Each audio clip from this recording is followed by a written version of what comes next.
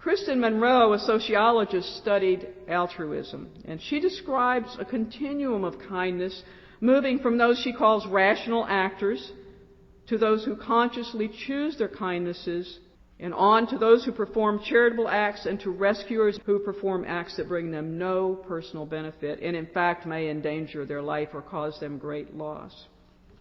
She extensively studied primarily rescuers from the Holocaust period, trying to determine what drove their altruistic behavior. Now, in her study, she was not able to find any of the expected common links like socioeconomic status or religion or family birth order, community mores or upbringing. We can say that helping others is a way to help ourselves. It's been postulated that diseases such as viruses begin in undernourished populations, and once they have taken hold, then the viruses strengthen and are able to infect healthy people also, creating pandemics. We've talked about poverty and lack of resources as causes for war and violence, and there are predictions that global warming may lead to more wars as water and food resources are stressed by the changes. So reducing poverty and fighting global warming could be seen as benefiting all of us in a rational sense. Studies have even found that giving to charity causes a warm glow of increased activity in brain areas that are related to caring and compassion. Even paying taxes to support a food bank gave a boost in one study to those areas of the brain, those feel-good areas. So doing good may indeed be good for us. How about divinity students? Let's talk about whether or not they might do good. Would they have an edge up on compassion?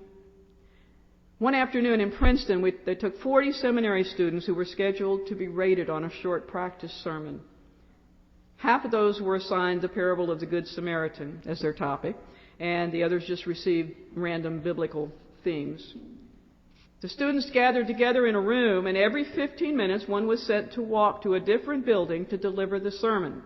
What none of them knew was that they were part of an experiment on altruism. Their walking route was planned so that it went by a building where a man lay in a doorway, slumped over, groaning, and obviously in pain. More than half, 24 of the 40 students, passed by this man, ignoring him.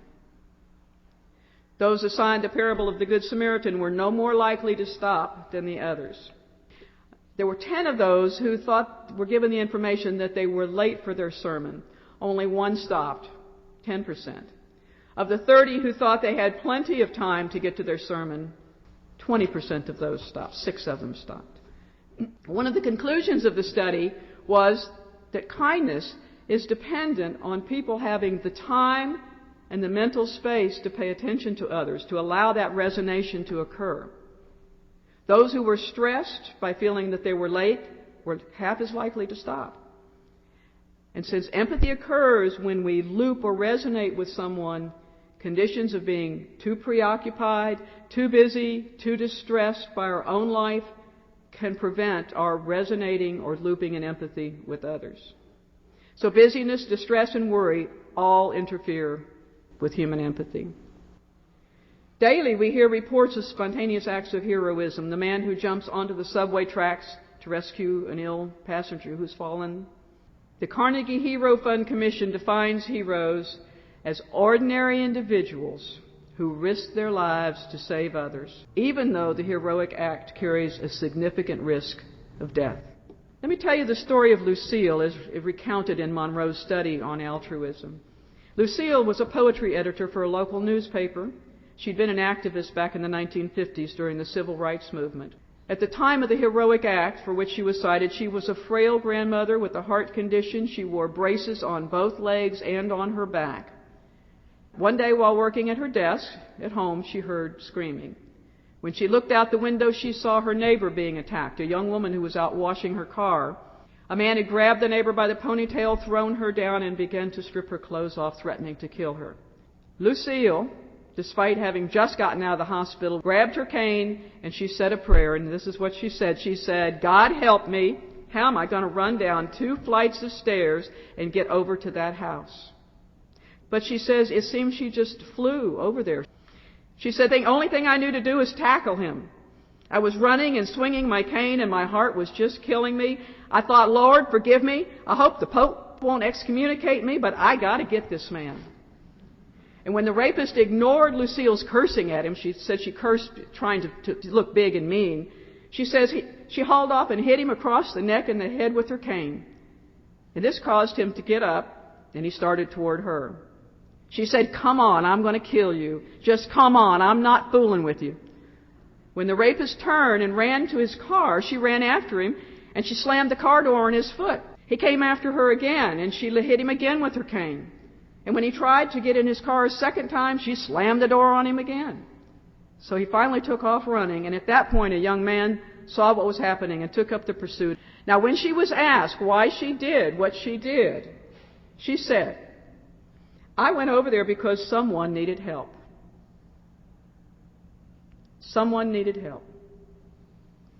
So heroic acts are often of a short duration, but those who rescued the Jews did this over periods of months and years. They put themselves and their families at risk and at deprivation. They often went without food or caused their family and children to live with less food.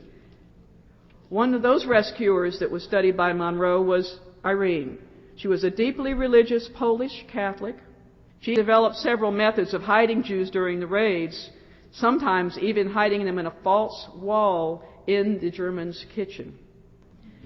Irene put more emphasis on the sanctity of life than she did on her religious teachings and on her membership in the church. In contrast to these people who felt so strongly connected that they had to help others, let me tell you about a man interviewed by Daniel Goleman's uncle, Leonard Woolf, who wrote a book about serial killers. And he interviewed one man who had killed 10 people, 3 of those people from his own family. Finally, after several visits, Leonard Woolf asked this man, how could you do such a thing? Didn't you feel any pity for them? Oh, no, said the strangler. I had to turn that part of me off.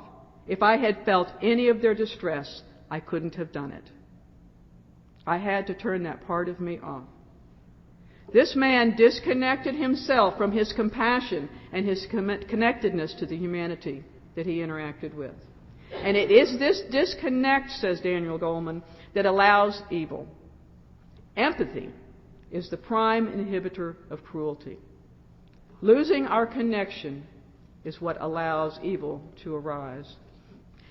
Why do people perform altruistic acts? Is it the mirror cells? Is it our connectedness hormones like oxytocin? Is it the emotions surging through the instinctive, primitive back alley of the amygdala that causes us to act this way? Over and over, Monroe recorded the heroes as saying, we all belong to one humanity. Otto, who rescued over 100 Jews at risk of his own life, said, the hand of compassion was faster than the calculus of reason. And he again said, we are all one humanity. Another rescuer, Margot, said, liking people is optional. Helping them is not. She said, you don't walk away. You don't walk away from people who need real help. Tony, a Dutch rescuer, said, we are all one people. Rescuer Bert said, you help people because you are human and you see there is a need. Monroe says that for the rescuers, what was important was that people needed help, not whether or not they knew these people in any kind of relationship.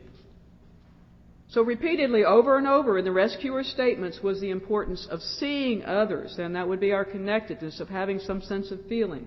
It was as though altruism was a recognition of a need, not a mental choice, but they saw a need. And they connected that need with the fact that we are all one humanity. The heroes and the rescuers sensed their connectedness. Essentially, they sensed the interdependent web of life.